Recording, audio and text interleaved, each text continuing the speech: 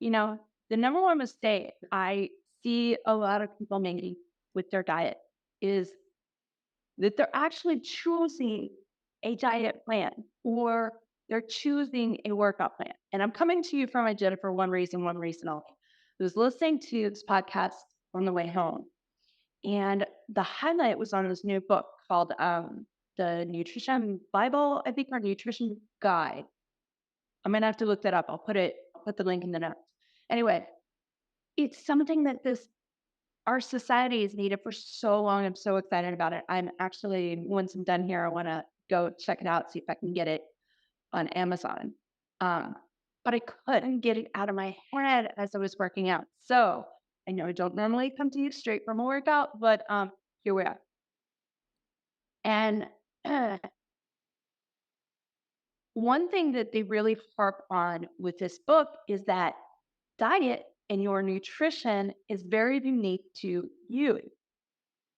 Many of the people listening have either tried a plan strictly or have considered trying a plan strictly because they feel like it is the thing that they need. Now, outside of FODMAP foods, uh, the foods that you'll find on the autoimmune diet or autoimmune protocol, things on a why can't I think? Because I've just burned out on my face all over now. The things that you will see on, diets that you have to follow if there's a specific reason. Now, here's the deal.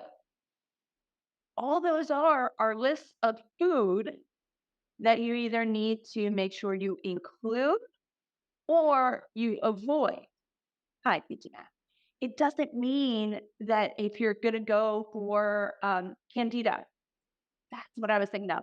So let's say you have a candida issue, okay, which a lot of the symptoms, just in case you don't know, they mirror those with leaky gut. Leaky gut is a little bit more extreme. You feel a little bit more sick, feel a little bit more uneasy, nauseous. That leads to autoimmune conditions. If you reach autoimmune condition, then that means you are effectively sick all the time. You don't know why. You're going to doctors, or you haven't even reached that point yet. You just know that you're sick a lot. You don't really know why. And there has to be a reason, right? So you've reached this point and you're trying to go for a specific diet. So let's go with candida. All right. One of the top symptoms is you crave sugar all the time because the little buggies in your gut want to be fed. There's a lot of them. They need sugar, they need glucose because they want to thrive. They don't want to give up your belly. Your belly is a great little home. It's comfy, it's cozy. They don't want to leave, right? Well, that doesn't necessarily mean you have to eat a carnivorous diet or you have to eat an omnivore diet or a vegan diet or a vegetarian diet or intermittent fasting or any of the 50 billion plans that are out there. That's not what that means. It just means that you have to make sure you minimize the amount of sugar going into your diet, including sugar from foods like healthy foods, carrots, um, fruit. So when you're on a candida plan, you actually don't eat a lot of oranges. You don't eat grapes. I actually recommend for my clients who need to avoid or need to get rid of that candida overgrowth. I recommend they avoid oranges. They recommend or avoid carrots, avoid tomatoes, avoid watermelon, avoid corn. These are things that are easily converted into glucose. So your body feeds candida when you consume them, right? And the whole point to that is it's not that you have to eat vegan or you have to eat this way or that way. The number one way to reach optimal health is truly figuring out what your body signals are. That's really all it means. And if you need help, that's why there's testing. So with our big program, we actually offer and include the biome test. And the deal with the biome testing is they give you a full panel. They test your blood, they test your stool, and they test saliva. Okay. Check my body health, those can. Between the two, We get a lot of answers. There's a number of other sources out there that you can use to help you figure it out. What you're looking for in testing is nutrigenomics. Okay. What is that is the science of genetics as it relates to each individual person. So I'm always talking about biochemical individuality, right? Well, nutrigenomics helps you figure out what your biochemical individuality is. It helps you figure out what you need to eat, how you need to eat, and what's going on inside your body. And these are tests that you can get through your doctor. You don't have to necessarily come through us. Some people actually do because we're trying to figure out what they're actually reacting to. And a lot of tests that you can get through a doctor, unless they're a functional doctor, it's a little bit different. Uh, they're not going to give you a full food panel. They're not going to look at things. So Check My Body Fall gives you red, yellow indicators. For over 900, maybe 1,000 now. I want to say it's like 970, 960, 970, 900 plus foods, right? With biome, I think the full panel is like 400 plus. Between one of the two of those, we can look at things and go, all right, so look at what you're actually eating. Take a log for a week. And yes, I use logs. I do not use them as 100% forever thing, but I do use logs. Okay. You use a log to figure out where your missing puzzle pieces are. Between your log, you being mindful, a couple of testing here and there, and the lab test, we can at least figure out a middle ground. And that's what we're going for when we first start working together. That's what a lot of health practitioners look for. They're just trying to get you to zero. They're trying to get you to neutral so that you can reach balance and optimal health. Okay. Optimal health doesn't occur if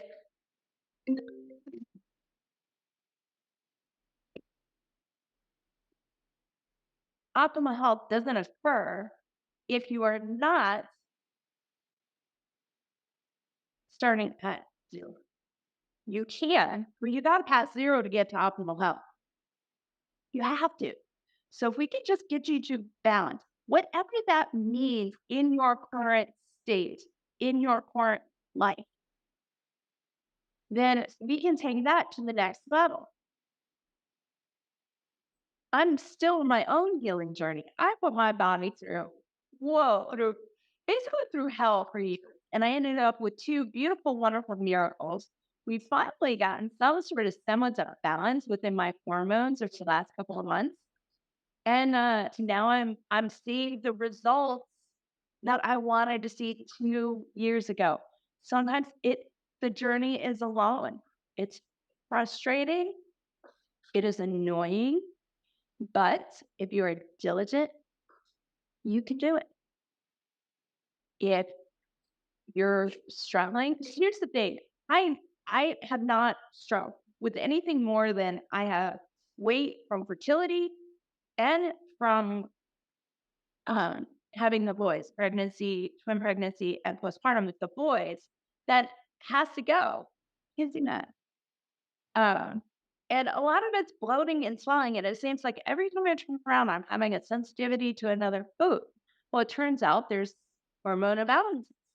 And it happens when you inject your body with hormones off and on for 7 years, and then you turn around and you have twins. Oh, your body's kind of wrecked. So it takes a while. And a lot of times what happens, it's like a relationship. They always say, psychologists always say that if you're in a 2-year relationship, it's going to take at least a year to heal, right? Half the duration of the relationship to fully 100% heal. But you feel like you heal much earlier, right? This is no different. And I think the biggest takeaway I want you to walk away from this podcast with is there is no one diet form. There's no one thing, one way of eating that's going to get you 100% results, except figuring out what your body needs. Now, if you're keto or you're paleo or you're eating an Atkins style diet, then you're gonna need to make sure you get certain nutrients into your diet because you're not gonna get them in your regular eating, right? But let's say eating paleo, your body thrives in, right? It thrives when you eat paleo. So these few things that you're missing, you can either supplement them or get them from whole food. I always recommend whole food, but like me, I struggle with absorbing vitamin B, right? All of that. B12 specifically, um, that one seems to be the one of the ones that I have to supplement the most. I get it with the whole foods that I eat, but it doesn't absorb, it doesn't metabolize as well as somebody else's body would metabolize it. So I had to supplement. And I can feel the days that I have to. It's not that I need it every single day.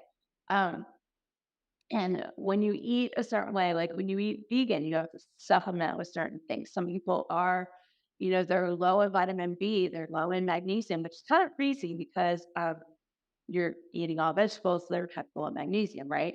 But it's been happening left and right where people are not absorbing and metabolizing the amount of magnesium that they need. And the challenge with magnesium is, it's a challenge with a lot of micronutrients. There's not necessarily one test to tell you you are deficient in this form of magnesium, this strand. You would have to take and to you can get multiple tests to test each and every strand, but there's like 10 of them. So, that's a lot of tests. That's a lot of one to eat it. That's a lot of stuff you really don't necessarily need. I'm gonna link below the magnesium I use. I use magnesium bracer, I think is what it's called. I'm not affiliate, there's not an affiliate link. It's just it has a complete comprehensive makeup of all of magnesium. If you're feeling exhausted for whatever reason, the thing with magnesium, you want to make sure you have vitamin D. If you're deficient in magnesium, you're generally deficient in vitamin D. So you need both. In order for one to be absorbed, magnesium doesn't absorb without vitamin D. All right. So that all tirade. The thing with trying to figure out how and what helps your body the most.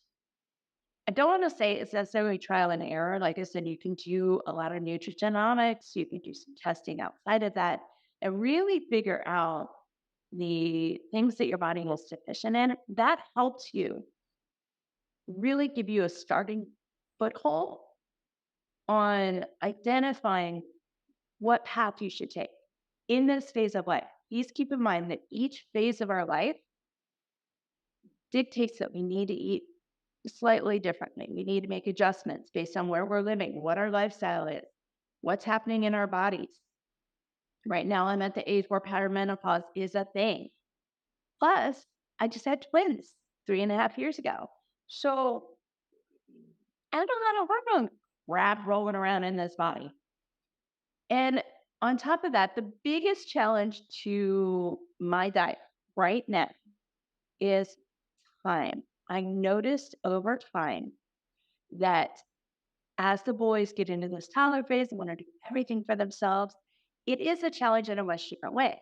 You have to be cognizant of everything that they're doing, right?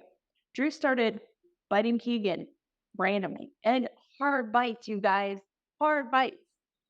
And I noticed he bit him the other day, and this is now 4 bucks. 4. You got tips for that? I'm all ears because biting him back didn't work. We're reading the books, we're doing all the things.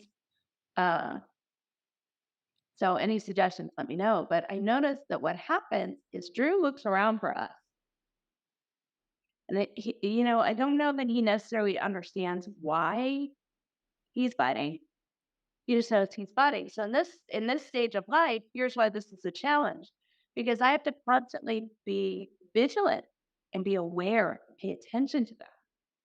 And that focus on them takes away from my ability to focus on making sure I take care of me.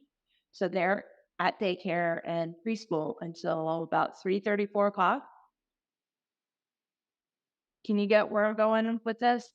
I'm not a huge fan of intermittent fasting because it doesn't work for my body. Doesn't mean it doesn't work for you. But it's not that it doesn't work for my body, it doesn't work for my brain. My brain doesn't like eating in as intermittent fasting. It doesn't like it. But because of these challenges, I've been trying it the last couple of weeks. And in this phase in my life, it is really helping me. It's helping me stay energized. It's helping me stay focused. My brain fog is gone. I'm not eating, and this is the crucial element. I am not starving when the boys go to bed because while I made dinner, eating dinner was a challenge. Eating it, not making it, eating it. Because I make my food the same time that the boys eat. And then 50 million things happen when they're eating. And they do better when I sit and I eat with them. But literally, it's like the cold coffee thing in the morning. You have a couple of bites and then you have to go do something or you have to, help them with something. And there's two of them, you guys, not one, two. So those challenges, I put me on the back burner.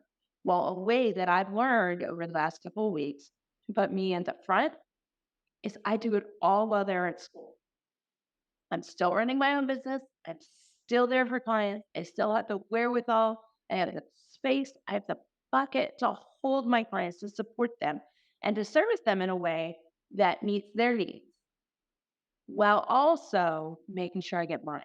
So I eat the bulk of my food while they're at school between 10 and 4. Okay. And from 4 to 6, I either make a salad with a smoothie or I just make a smoothie and I'll drink the smoothie as I'm sitting there with them at dinner. The biggest reason why, and that's about 6:30, 7 o'clock, right? They leave for school at 8.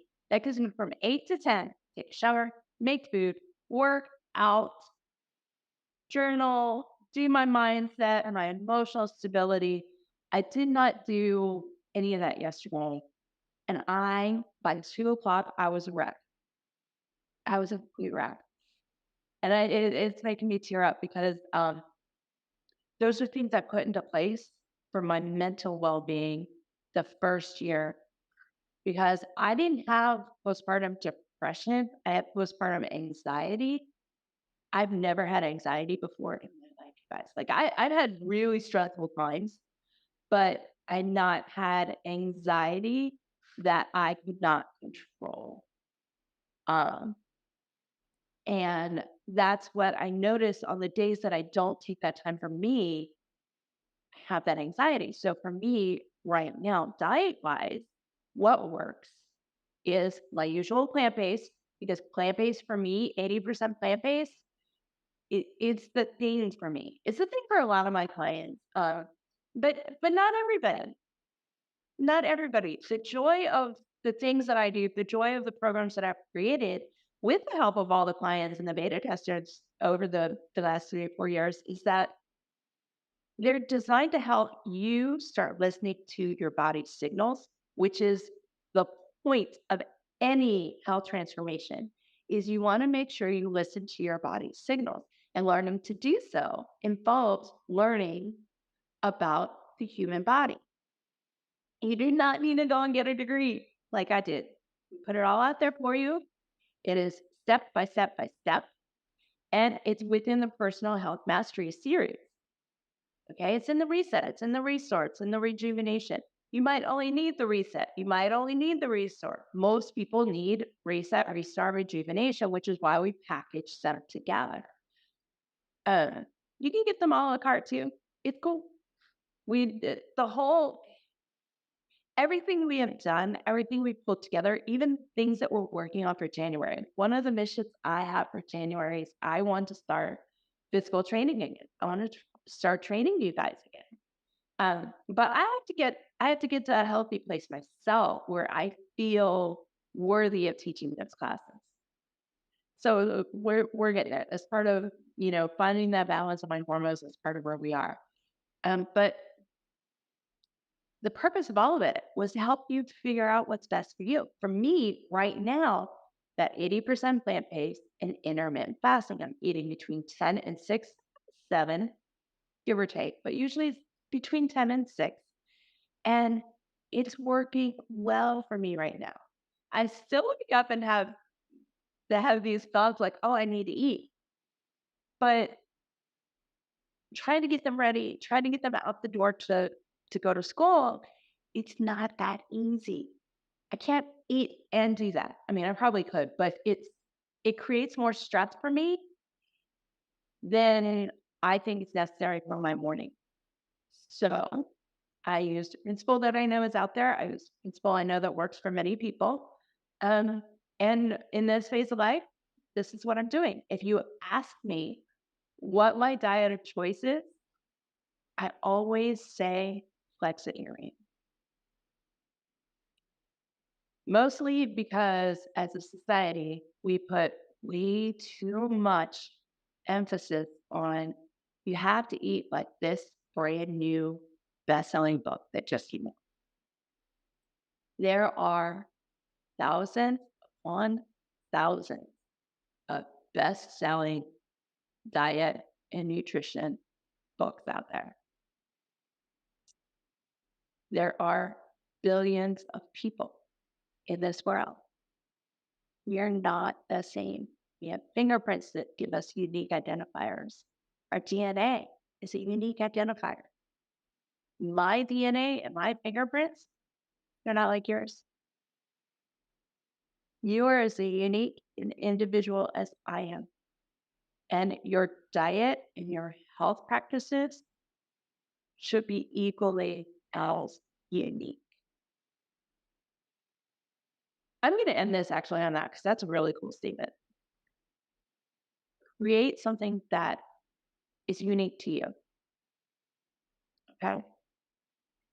And stop worrying about what Jade or Joe or even whatever Sally down the street is doing. Look at what you're doing.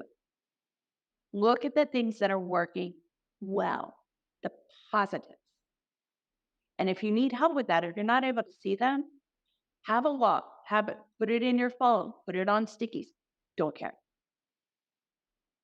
Write down all the positives. Write down things like I had, a sandwich with avocado and cucumbers on it. My body loved it. Put smiley faces. However it works for you. Whatever makes it easy for you to identify these little things, that's what works for you. That's what's best for you. And when you find what works well for you, then now instead of it being this challenging uphill battle, you are balanced. You're able to address your needs, your family needs, including these fur babies. You're able to address everything else so much easier, right? So take a step back, take a deep breath. If you need help, reach out. We have a free consultation. We have a community full of people who will happily support you unconditionally. You can vent, you can talk, we can figure things out. I mean, effectively, if you call us, you're going to get one question. Do you need someone to listen? Do you need advice? Or do you need a collaborator? Those are your options. And your health is uniquely yours. So, cheers for post-workout thoughts. I hope you guys have a great week. We are back next week with a wonderful episode. Kate Simpson's going to be joining us. And Kate is actually paired with us on our one-on-one rejuvenation program. It is our top of the line. It's our BRP program. She's trying to help us, and we're figuring it out. We are going to figure this out, you guys. We are going to figure out a way of including her healing abilities into the reset, the restore, and the rejuvenation. The hybrid programs, self-paced programs. Uh, we're figuring out. We're gonna figure something out because with her talents and KJ and I, we've created this comprehensive healing modality, really, that helps you align with you and what she said. We're going to figure it out. I don't know if anybody heard that big old snore, but this lovely, beautiful lad just snorted what off. And yeah, we're gonna figure it out. So listen in next week. You will hear all about Kate. We're gonna talk about energetics and how the energy in your world and your body, your spiritual, physical, emotional, mental, all of the energy within your world and your sphere that makes you you, how it can be improved, how it impacts you, and the little tidbits throughout your day that you can do to improve it. So come on back next week. If you're new here, you know what to do. There's a bell, there's a subscriber. If you're watching YouTube, you got this. Thank you for listening to my post workout rambling. Have a good week, you guys. Cheers.